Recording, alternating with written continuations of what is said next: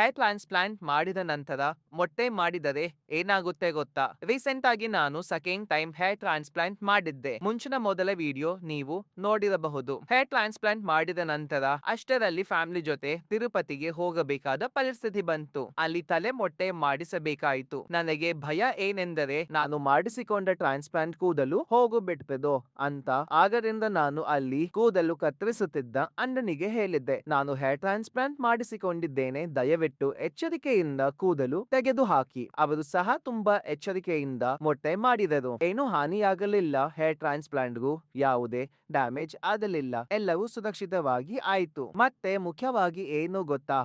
ನಮ್ಮ hair transplant clinic ಈಗ ಬೆಂಗಳೂರಿನಲ್ಲಿ ಆರಂಭವಾಗುತ್ತದೆ. ಗೊತ್ತಾ ಎಲ್ಲಿದೆ ಅಂತ?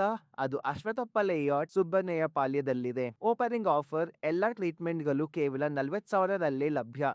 ಅನ್ಲಿಮಿಟೆಡ್ ಗ್ರಾಫ್ಟ್, PRP, GFC ಮತ್ತು ಬೇರೆ ಯಾವುದೇ ಹೇರ್ ಗ್ರೋತ್ ಟ್ರೀಟ್ಮೆಂಟ್‌ಗಳಿಗೆ 40% ಆಫರ್ ಇದೆ. ಈ ಆಫರ್ ಬಗ್ಗೆ ಇನ್ನಷ್ಟು ತಿಳಿದುಕೊಳ್ಳಬೇಕೆಂದರೆ ದಯವಿಟ್ಟು ಸ್ಕ್ರೀನ್ ಮೇಲೆ ತೋರಿಸಿರುವ ನಂಬರ್‌ಗೆ ಕರೆ ಮಾಡಿ. ಅವರು ಸಂಪೂರ್ಣ ಡೀಟೇಲ್ಸ್ ನಿಮಗೆ ನೀಡುತ್ತಾರೆ. ಮತ್ತು ಮುಖ್ಯವಾಗಿ ನೀವು ಬೆಂಗಳೂರು ನಗರದಲ್ಲಿದ್ದೆ ಈ ಆಫರ್ ಅನ್ನು ತಪ್ಪದೆ ಉಪಯೋಗಿಸಿ ಮತ್ತು ಅಲ್ಟ್ರಾ ಬಯೋ ಹೇರ್ ಟ್ರಾನ್ಸ್‌ಪ್ಲಾಂಟ್ ಕ್ಲಿನಿಕ್‌ಗೆ ವಿಸಿಟ್ ಮಾಡಿ.